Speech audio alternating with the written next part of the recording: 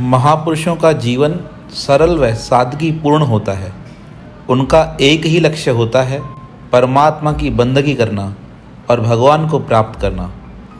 वह किसी भी वस्तु की आवश्यकता होने पर भी किसी के आगे हाथ नहीं फैलाते। यह संतों की सीख है। मांगन से मरना भला, मत मांगो तुम भीख। ऐसे ही महापुरुष थे प्रेम प्रकाश मंडल के आचार्य सद्गुरु स्वामी टेऊराम जी महाराज। भजन हेतु यकतारे वाद्य यंत्र की आवश्यकता पड़ी। पैसों का अभाव था। संतों का धन दौलत से क्या मतलब, और उन्हें इस बात का ज्ञान था, लोगों से मांगकर अगर अपने लिए कुछ चीज़ खरीदी जाए तो उसका महत्व ही क्या रहा। चीज़ का महत्व तो तब अपने लिए सराहनीय हो जाता है जब इंसान अपनी मेहनत से, अपने पुरुषार्थ से किसी चीज़ को हासिल करे। इसलिए सद्गुरु महाराज ने यह बात विचार कर कभी किसी के सामने वाद्य यंत्र की इच्छा प्रकट नहीं की। पर कहते हैं ना, परमात्मा सबका साक्षी है, वह सबके मनोरथ पूर्ण करता है। सद्गुरु महाराज के मन में विचार तो था एकतारा लेना है, पर अब वह कैसे लिया जाए।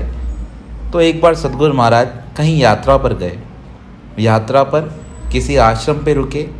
उस आश्रम पर अनेक संत रुके पड़े थे। वह संत अपने अपने वाद्य यंत्रों पर नए नए भजन प्रस्तुत करते थे।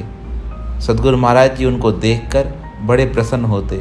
आज प्रातःकाल की बेला हुई। सद्गुरु महाराज उस शहर में घूमने के लिए निकले। तभी देखा एकतारे का दुकान है, वहाँ अनेक वाद्य यंत्र पड़े थे। सद्गुरु महाराज उस दुकानदार के पास गए और पूछने लगे, भैया यह कितने का है। तब वह दुकानदार कहने लगा, महापुरुष जी यह 10 रुपये का है। सद्गुरु महाराज ने कहा, हम इसे अवश्य लेंगे। वह कहने लगा, अगर आपके पास पैसे हैं तो आप अवश्य लेकर जाइएगा। सद्गुरु महाराज विचार करने लगे, प्रेमी तो बहुत हैं पर मांगना उचित नहीं है, क्योंकि महापुरुषों का स्वभाव होता है किसी से नहीं मांगना। यह सीख सद्गुरु महाराज ने अपने जीवन में धारण की और यही प्रेम प्रकाश मंडल का सिद्धांत बन गया कि जीवन पर्यंत किसी भी महापुरुष को किसी से कुछ मांगना नहीं है।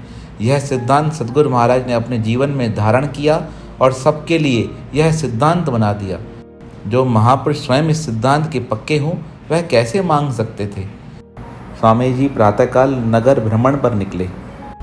इसी बीच किसी स्थान पर मकान बन रहा था। स्वामी जी ने 4-5 दिन मेहनत मजदूरी करके 10 रुपये प्राप्त किए। अपनी मेहनत से प्राप्त किए धन से सद्गुरु महाराज जी ने यकतारे का वाद्य यंत्र खरीदा। यकतारे को प्राप्त कर स्वामी जी बड़े प्रसन्न हुए। वह उन संतों के आश्रम पर आए और आज सद्गुरु महाराज ने बड़ा विरही राग गाया। सब संत पूछने लगे, क्या आप भी भजन गाते हैं? और आपने इतना मधुर भजन गाया है, हमारा मन प्रसन्न हो गया। अब आप थोड़े दिन और यहाँ रहिए। सद्गुरु महाराज कुछ दिन वहाँ रहे और वहाँ रहने के पश्चात सद्गुरु महाराज अपने खंडू गांव में पुनः वापस लौट कर आए। सब सद्गुरु महाराज जी को देखकर प्रसन्न हो गए और सद्गुरु महाराज ने हम सबको यह संदेश दिया, जीवन में किसी चीज़ की आवश्यकता पड़े तो लोगों की तरफ नहीं देखना। तुम स्वयं कर्तव्यवान हो। तुम्हें स्वयं ही मेहनत करके अपने लिए समस्त सुख सुविधाएं प्राप्त करनी है। अगर दूसरों के आश्रित रहोगे, दूसरों के आश्रित रहने वाले को कभी कुछ प्राप्त नहीं होता, और अगर प्राप्त हो भी जाता है, देने वाले लोग लेने वाले की कदर नहीं करते। सद्गुरु महाराज ने सबको स्वावलंबी होने का यह पावन संदेश दिया। ऐसे आचार्य सद्गुरु स्वामी टेऊराम जी के श्री चरणों में हमारा बारंबार प्रणाम है, प्रणाम है, प्रणाम है।